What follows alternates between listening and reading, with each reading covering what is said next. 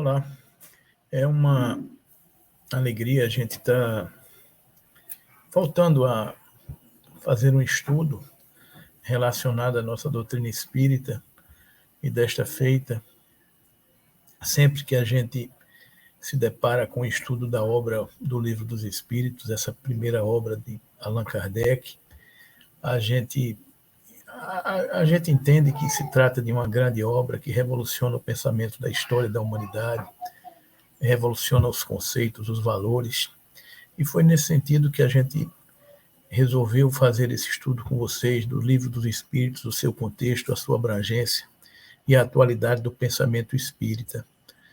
E é nesse sentido que a gente vai, nos próximos minutos, aí a gente se debruçar sobre algumas reflexões, cujo o intuito nada mais é do que a gente fazer valer aquela máxima de nossa doutrina espírita, de que espíritas amai-vos, eis o primeiro ensinamento, espíritas instruí-vos, eis o segundo, porque todas as vezes que a gente estuda o Livro dos Espíritos, e a gente fala estuda, porque nunca é da mesma forma que a gente lê, que a gente reflete em cima de uma das questões do Livro dos Espíritos. Porque a gente muda a nossa percepção, a gente amadurece, a gente entende as coisas e os conceitos num outro contexto.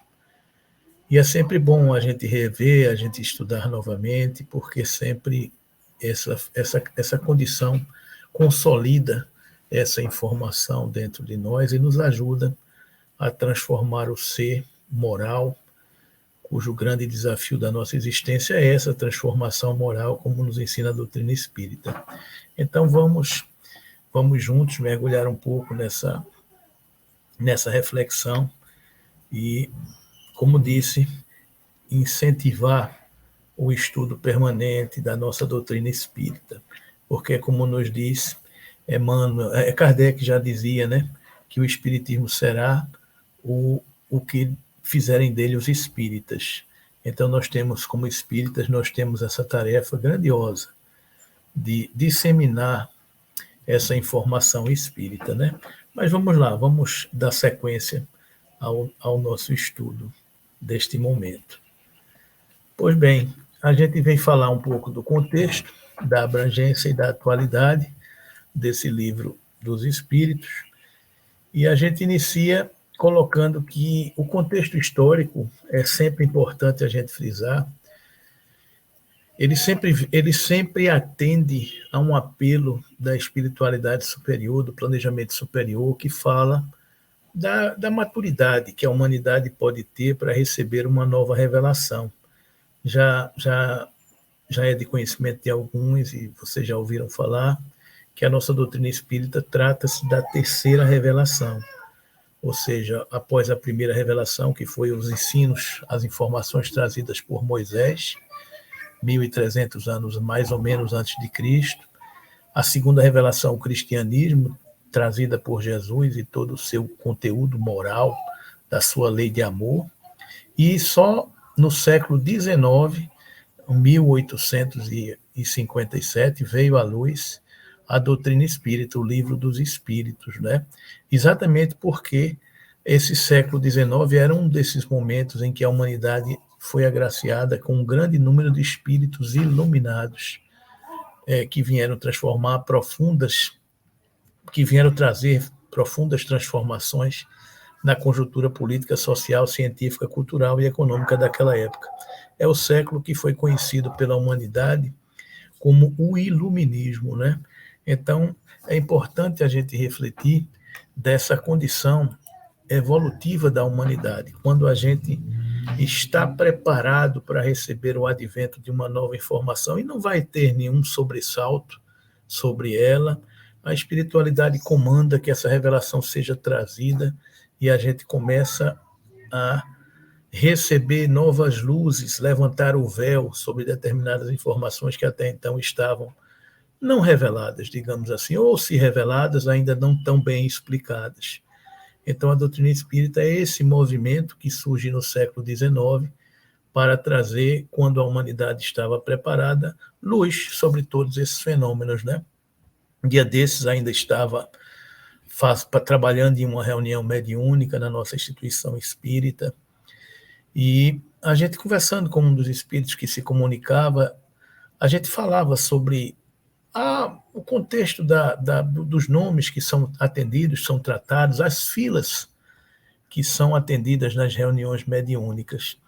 E ele nos comentava da complexidade que se dá em relação a esse processo, porque o Brasil é um dos poucos países do mundo onde há reuniões mediúnicas com uma certa ostensividade.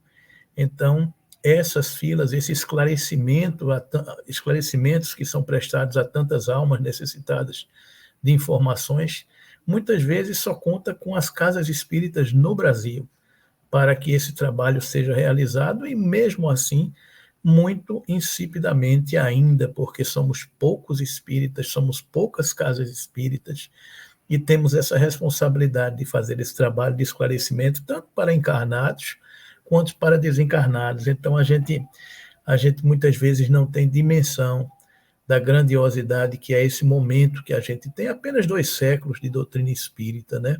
Apenas 2 séculos de revelação espírita, do século XIX para cá, embora a gente tenha 33 séculos de conhecimento de estudos religiosos, 33 séculos, porque foram 13 séculos antes de Cristo, 1.300 anos, Moisés veio 1.300 anos antes de Jesus, e Jesus já passou, já fazem 2.000 anos. Então, 2.000 mais 1.300 são 3.300 anos, que somando-se dá 33 séculos de estudos religiosos. E somente 200 anos, 2 séculos, da revelação espírita. E vejam a responsabilidade que nós, espíritas, temos para difundir e auxiliar os planejamentos maiores no sentido de esclarecer as almas que já chegaram na pátria espiritual, como tantas vezes a gente vê nas nossas reuniões mediúnicas, os espíritos dizerem finalmente a morte existe ou não existe. E depois, quando a gente esclarece, conversa alguma coisa, eles dizem, puxa vida, por que não nos disseram isso antes, né?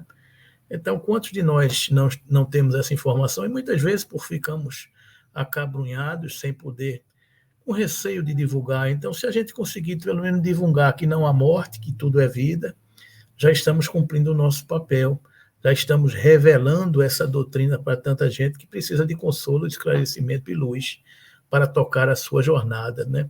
Se a gente puder dar a certeza, a convicção, a afirmação de que aquele que, infelizmente, nos dias de hoje, com essas ideações suicidas, querem acabar com a sua própria vida, se a gente puder afirmar que não há morte, que ninguém consegue interromper o fluxo da vida, de que muitas vezes as dificuldades e as dores da encarnação presente podem se transformar em dores até um tanto quanto maiores no mundo espiritual, talvez a gente ajude a aliviar essa dor e fazer com que as pessoas mudem a sua perspectiva e enfrentem os problemas da sua encarnação com a grandeza necessária de todos aqueles cristãos que entendem a sua tarefa, o seu momento. E que a gente possa ajudar a esclarecer e trazer luz para tanta gente com essa maravilhosa doutrina, não é? Então é esse século XIX que traz essa luz para poder revelar a nossa doutrina espírita.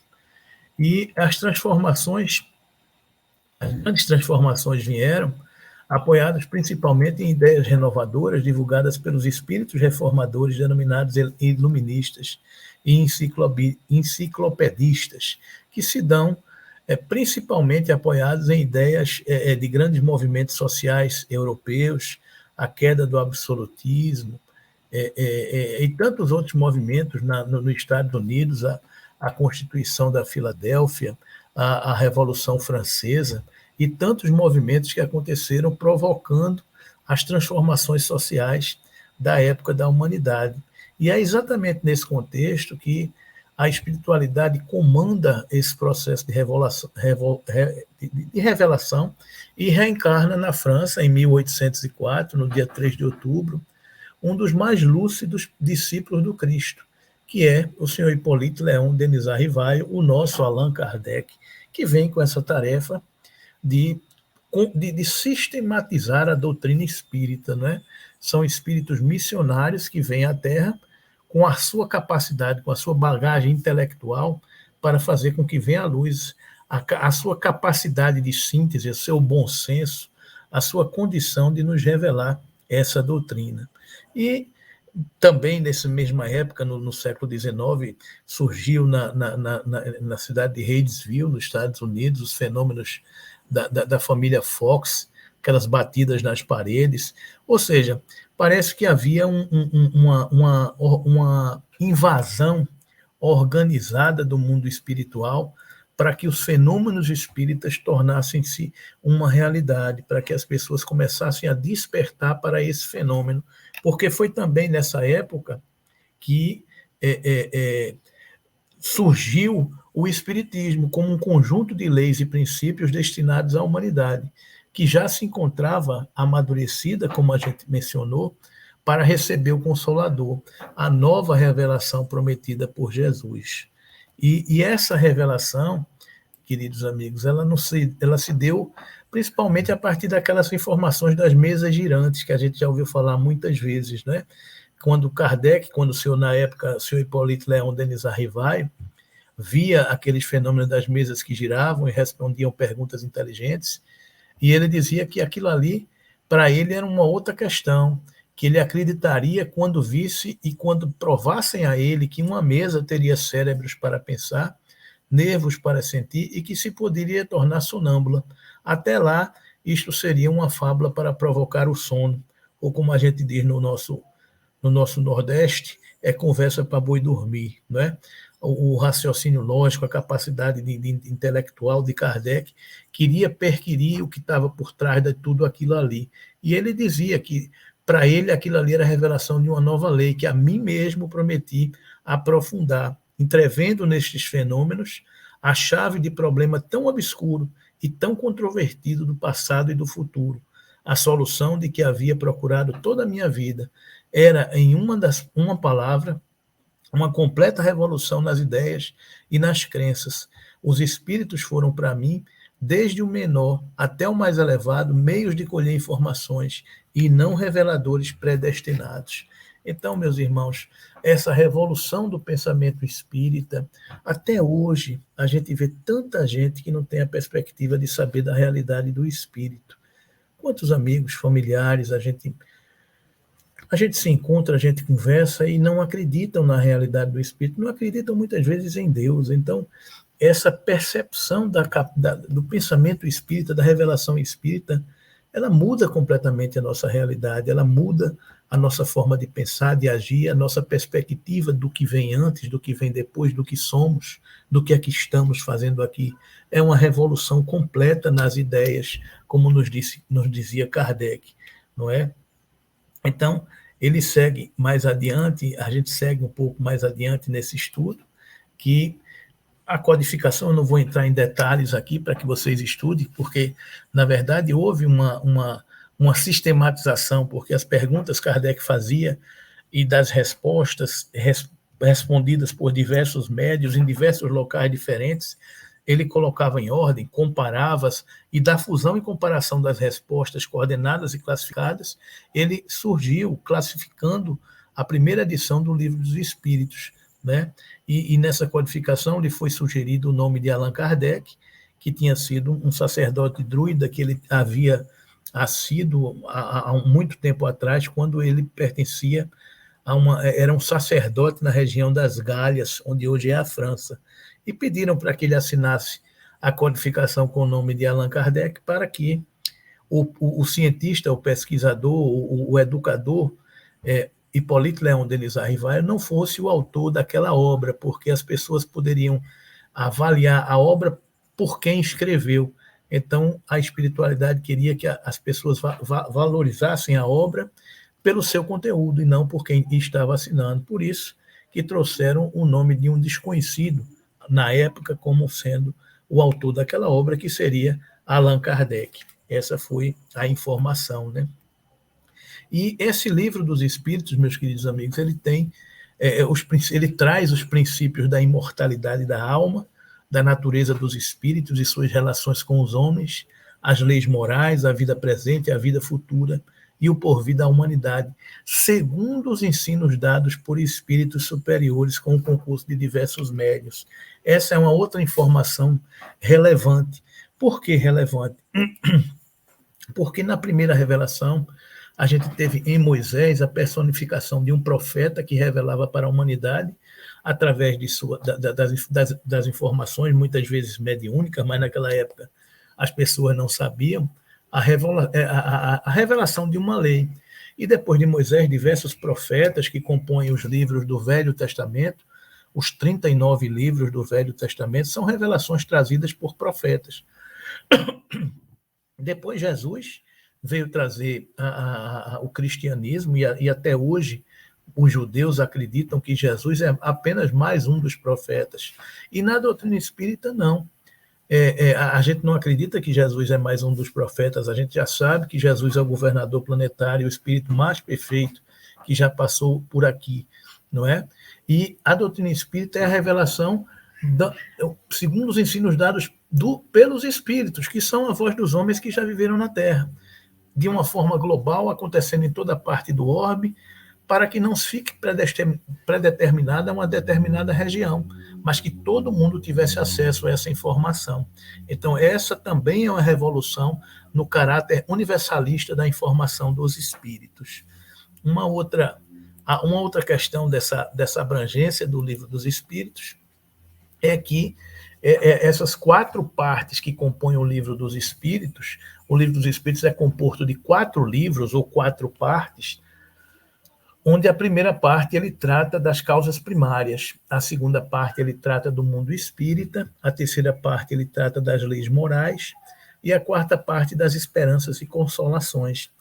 E cada uma dessas partes, o codificador, o senhor Allan Kardec, ele aprofunda melhor os estudos e os conhecimentos, escrevendo novas obras. Então, por exemplo, das causas primárias, a primeira parte, mais na frente, ele escreve a obra A Gênese, que é um pouco um complemento, um aprofundamento daquelas questões das causas primárias. A segunda parte, o mundo dos espíritos, a gente tem a obra O Livro dos Médios, que é uma cartilha do intercâmbio entre o mundo material e o mundo espiritual.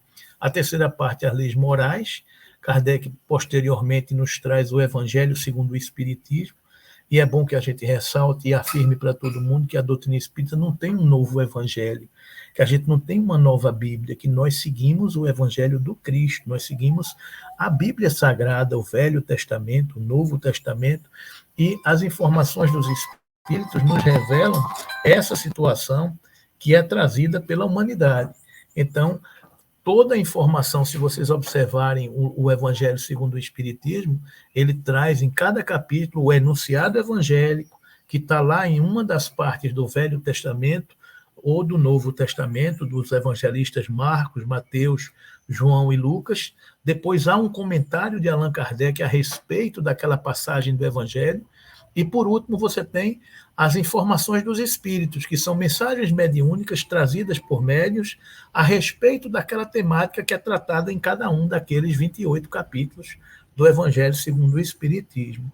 E vocês, se observarem, por exemplo, a obra de Emmanuel, toda a obra de Emmanuel, por exemplo, aquela coleção Vinha de Luz, Pão Nosso, Caminho, Verdade e Vida e Fonte Viva, você pode observar que cada mensagem daquelas 180 mensagens de cada um desses livros, ela começa com um enunciado evangélico e depois o comentário de Emmanuel a respeito daquela informação evangélica, mostrando que todos nós seguimos a moral das revelações que foram trazidas antes da doutrina espírita. Então é por isso que muitas vezes a gente diz que a doutrina espírita é o gabarito comentado do Enem, porque nós já sabíamos a resposta da lei de justiça, da lei de amor.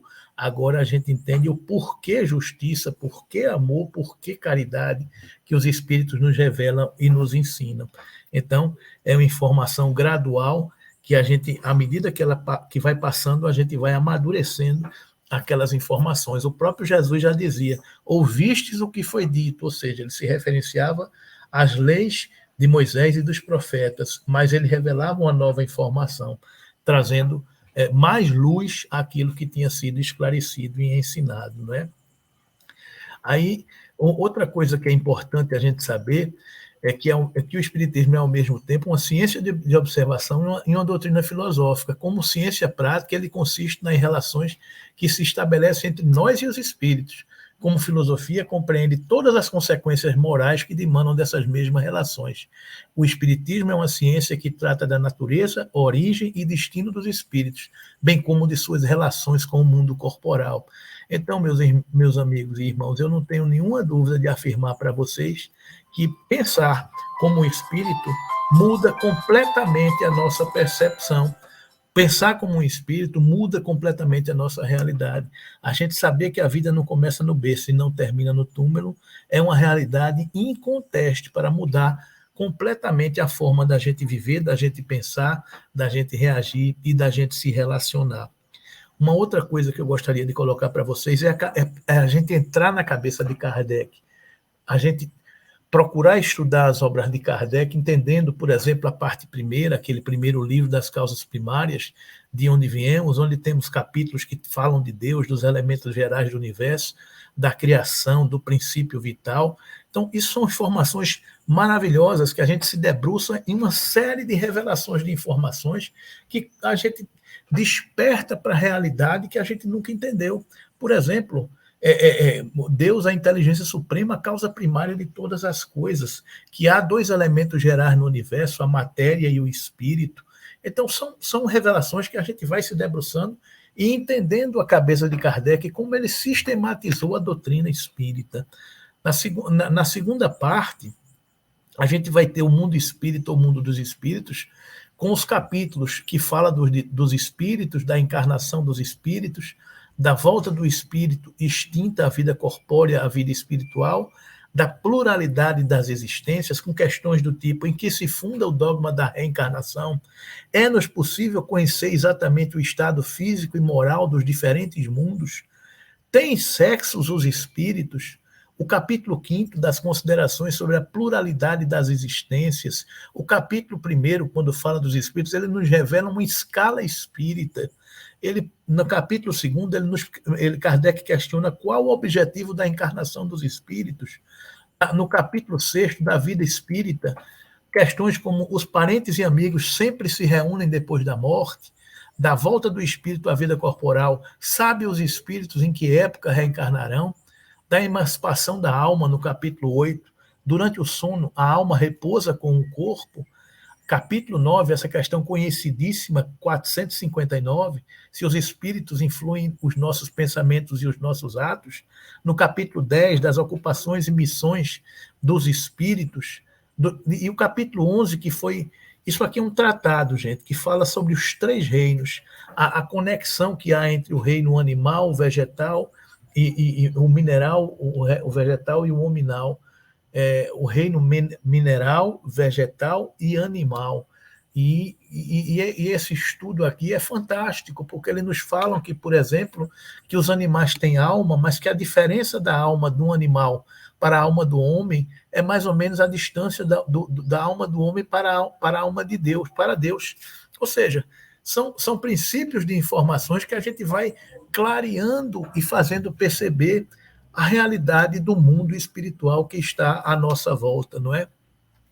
Essa revelação de que nós somos corpo, espírito e perispírito, que quando se morre, o perispírito e o espírito permanecem vivos, né? A informação da escala espírita, como a gente já mencionou aqui.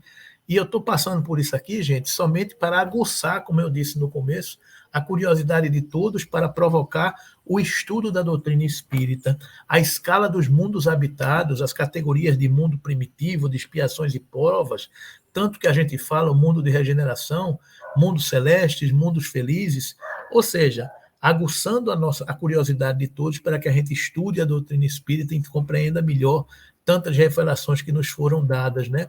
Na parte 3, as leis morais. Primeiro capítulo, a lei divina ou lei natural. Segundo capítulo, lei de adoração. Terceiro capítulo, lei do trabalho. Quarto capítulo, lei de reprodução, com a questão, por exemplo, de que efeito teria sobre a sociedade humana a abolição do casamento. Capítulo 5 da lei de conservação, merece censura o homem por procurar o bem-estar. Capítulo 6 da lei de destruição, questão 728, é lei da natureza à destruição.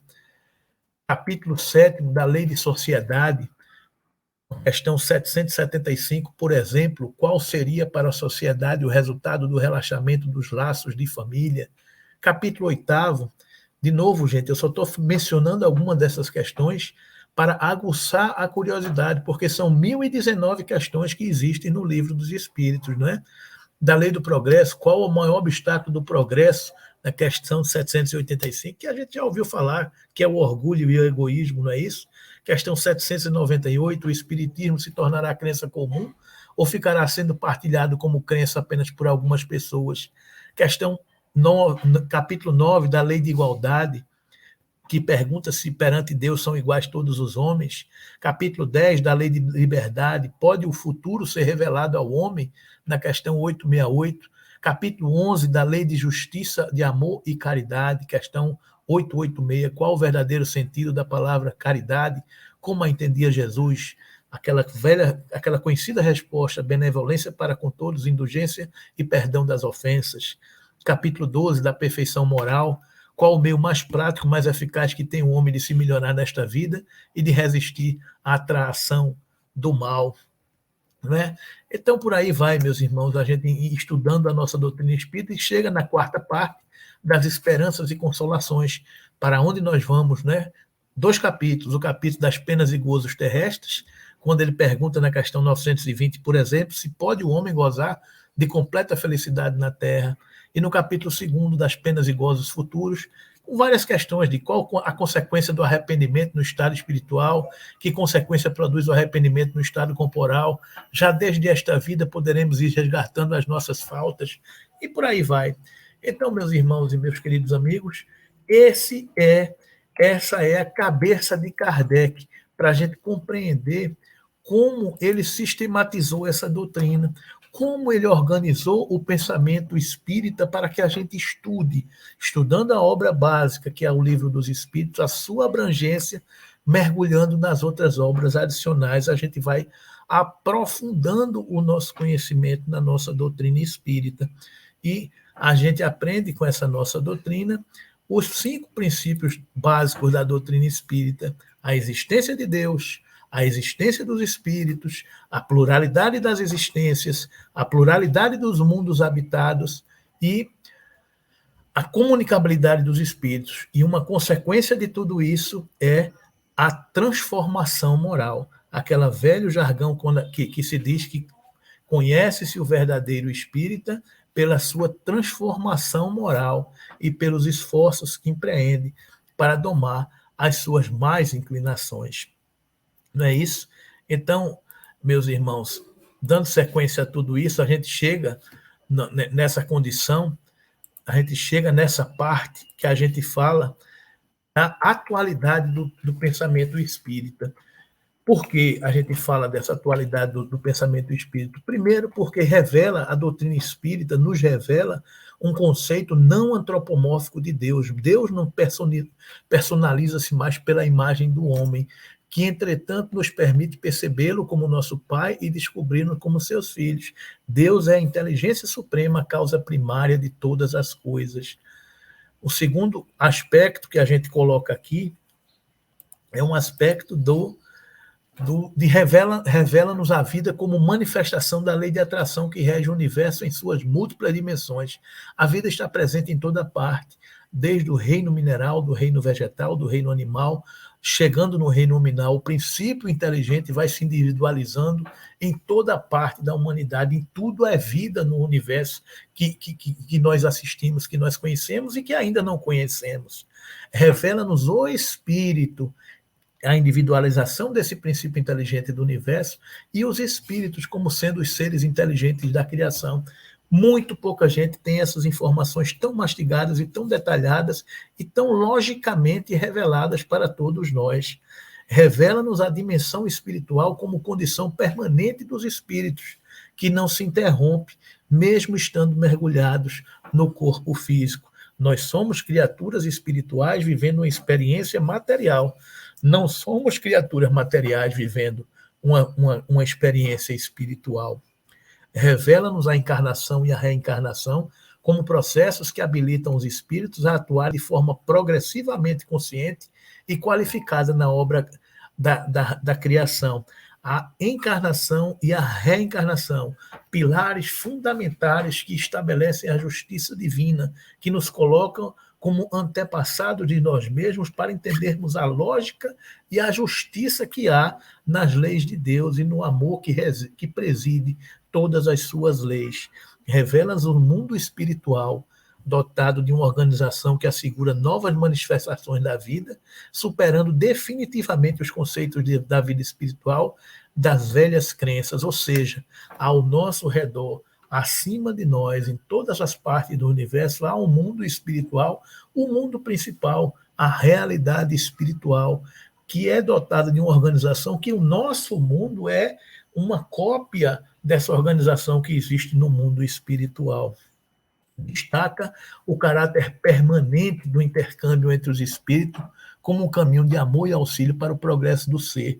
Desde o começo que a gente destaca esse caráter de permanência, de que o alto sempre nos procura e sempre nos intui para que a gente consiga revelar as informações quando estamos maduros para receber essas informações, e que o amor do alto nunca nos faltou, sempre esteve presente na história da humanidade através de missionários, de profetas, de reveladores e de pessoas que estão entre nós em todos os campos, e cada um de nós podemos ser um desses tarefeiros do Cristo, levando adiante a tarefa que nos compete. Apresenta-nos as leis morais do universo, aquelas que compõem a terceira parte do livro dos Espíritos, como uma imersão no pensamento divino que nos possibilita compreender melhor a vida e nos habilita a melhor maneira de expressá-la. As leis morais que nos dizem o roteiro do que é que nós devemos fazer e como devemos agir. Identifica Jesus, questão 625 de O Livro dos Espíritos, como o tipo mais perfeito que Deus oferece aos homens, por modelo e por guia. E apresenta-nos finalmente o Espiritismo como ciência, filosofia e religião, o tríplice aspecto, ciência, filosofia e religião. Na Terra, assentamos as bases da ciência e da filosofia com as coisas materiais, e no vértice superior nos ligamos com a religião, a fé como uma construção pessoal e consciente, não incompatível com a razão, porque fé inabalável só a que pode encarar frente a frente a razão em todas as épocas da humanidade. E a prática espírita como elemento capaz de desenvolver nas pessoas um vigoroso sentimento religioso, uma resignação consciente diante das vicissitudes da experiência material e um comportamento indulgente perante os defeitos alheios. Ou seja, é uma verdadeira revolução na forma como nós somos, pensamos e agimos. A prática espírita é um elemento capaz de nos desenvolver um verdadeiro sentimento religioso, uma verdadeira transformação moral, de que amanhã seremos pessoas melhores do que fomos ontem, uma resignação consciente, porque sabemos das leis de Deus e do amor que preside todas as leis que regem o universo.